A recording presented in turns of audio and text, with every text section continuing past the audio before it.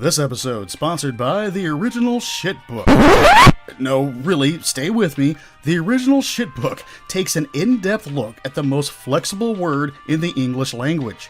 104 pages of shit. These books make great gag gifts and excellent coffee table reading, or reading whilst upon the throne.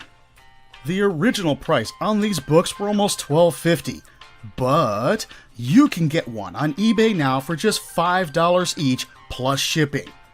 Then you can laugh and enjoy this brilliant shit paperback book. The link is in the description below to eBay. And now, on with the episode.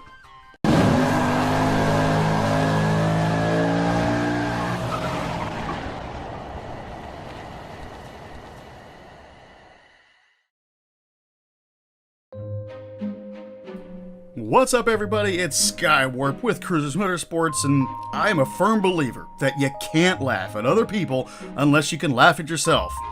And, well, I love laughing at other people, so laughing at myself is kind of a necessity.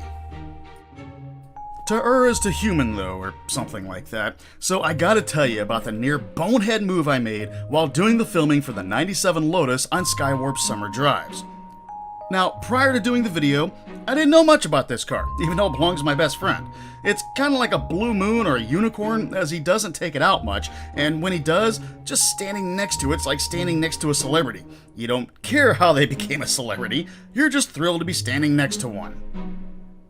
Now, needless to say, I was pretty pumped up about finally getting to drive this car. I was just kind of floored on top of that because I thought I was just going to do the video with him in the car, with him looking over my shoulder, and then him take it back home once the video was done. No, he does something completely out of character for him. He drops the car off, hands me the key, and just says, "Enjoy it." What? Like, what? Who are you? What have you done with my friend, and how long can you keep him there? Seriously, I had to keep myself from asking him if he was diagnosed with a terminal disease or got visited by the ghost of Christmas future or something. Because that's how much he never lets his car out of his sight and how much he loves his car.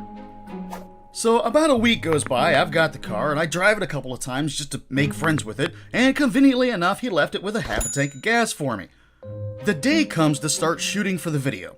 I drive the Lotus over to my assistant's house, we detail it up, gather the filming equipment, and head out to the location to get this done. It was about at this time I looked down at the gas gauge and was like, holy hell, because it was just a hash or two above eat me. Immediately I think, how could I be this stupid? Like, the car was just supposed to will gas into the tank because I wanted to drive it so bad? Luckily, I'm right in front of a gas station, so I pull in real quick and pull up to a pump. Now, if you didn't get attention as a child, let me tell you, all you have to do to get said attention is to pull up into a gas station with a Lotus Esprit. You think the goddamn Pope himself had rolled up because people just flock to it like it's gonna save their soul or something. So I pull up to the pump, I go inside to pay, I come back out, and sure enough, the Lotus is doing what it does best, it's drawing a crowd. Now, I know after a while, if I owned this thing, this kind of thing would get slightly annoying. But I certainly have never owned anything that drew a crowd at the pumps, so yeah, I'm gonna enjoy this experience. I walk over there with my chest puffed out, I got a smug look on my face, people at the other pumps are just staring. Yeah, well, here's where shit starts to go wrong.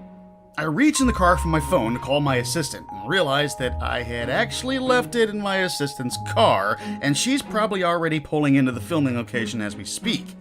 Okay, dumb move, but no big deal. I'll just gas up and meet her there. So I start hunting for the gas door release button. Mind you, this is October in Florida. It's one of our hottest and most humid months, so I am sweating like a whore in church as I'm hunting for this damn gas door release button. And I'm starting to feel like a real idiot because I can't find it. Okay, I tell myself, there's got to be a mechanism somewhere inside the car. Okay, maybe not inside the car, maybe in that air duct behind it. So I get back out of the car, reach up in the air duct, and start fumbling around for a mechanism that just isn't there. It was at this point I realized that there are a few people just standing there by their cars, just watching the idiot with the exotic car be so mentally challenged that he can't figure out how to put gas in it. After a few minutes, and I realize the air duct theory ends up being garbage, and I feel that these people are staring at me, so I go to the other side of the car to open up the passenger side to look on that side. Not that I'm expecting it to find it over there, but maybe I can see it from the passenger side instead of the driver's side. But when I do, I notice something on the other side of the car I've never noticed before as I open the door. Another gas door. It was then that I smelled the smoke coming from my pea brain, because at this point, I have damn near ran it out of gas, forgot my phone, and now I'm on the hunt for the 2020 hide-and-seek champion, this goddamn gas door release button that I can't find. So now I'm staring at this second gas door. I'm sure I got drool coming down from my chin. My brain's doing that confused person meme. Still sweating like I'm getting paid for it. And then glance over, one pump over, and then the guy is standing there. He was done filling up his car, and he was just standing there watching me like a primate trying to figure out how to put gas in this car. Now, all I want to do is get out of this embarrassing situation. I've never been the kind of person to get anxiety attacks, but after so many bonehead moves in such a short amount of time, I'm starting to think I'm gonna have one. Finally, I say screw it. I hop back in the car. I got sweat rolling down my ass cheeks, my face is all flustered from embarrassment, and I proceed to baby the car back to my assistant's house, praying it doesn't run out of gas. Because luckily, it wasn't that far. So I make it back to my assistant's house, pull in the driveway, I hop out, and my dumbass realizes the final mistake I made for that day. Not only did I prepay for gas that I couldn't figure out how to get in the car, I didn't go back in to get my money either. At this point in time, I'm thinking I should be trying to drive the short bus instead of a Lotus Esprit. About 20 minutes later, my assistant pulls back in, and I get my phone, call my buddy, and get the instructions on how to refuel the car.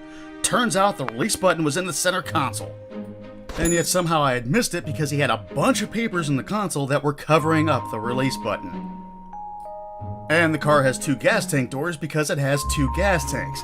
The two gas tanks, come to find out, are connected by a small siphon hose that when you throw the car into a corner, the gas won't all slosh over to one side, it just kind of slowly goes through this hose. So how does one refuel a Lotus Esprit? Easily. First, pop open the first gas door. Pop open the second gas door. Then you must remove both gas caps. This will equalize the pressure as you put gas into the tank.